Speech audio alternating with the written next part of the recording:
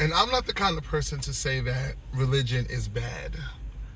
There's a lot of religions I do not agree with, and there's a lot of people that remix and amend their version of off of a religion. So you see it all the time when you have all these different denominations, like even in Christianity, you have Methodist, Bethel, AME, Pentecostal, Holiness, Protestant. You have all these different factions of it, and everyone says they believe in the same thing, and you're like, okay, well, then why is everybody labeling themselves what they're labeling themselves in this different situation? So it's not that I have a problem with religion, it's just certain things do and don't work for me.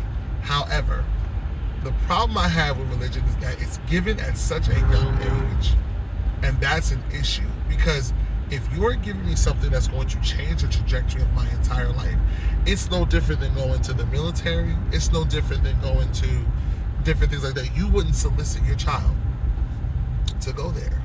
You wouldn't solicit your child to go to college at 8 years old.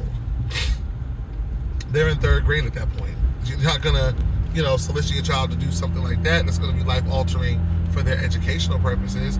So when you sit here and you hand them a religion that you don't fully understand, because there's a lot of things that I could teach people that you could do with the Bible, and you'd be shocked.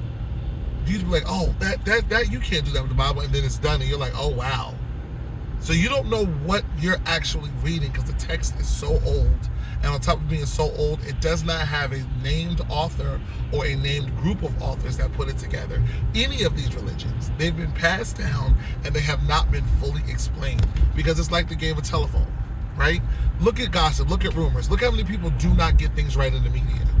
And they say this and say that, and then by the time it gets out, it's like, oh, that's not even how it happened. And then you find out the real story, and you're like, oh, well, how did they get that?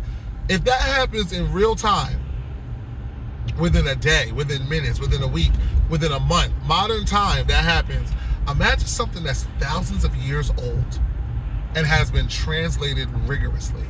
How do you know?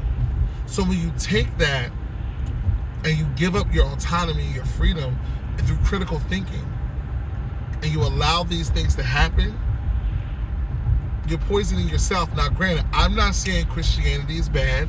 I'm not saying religion is bad.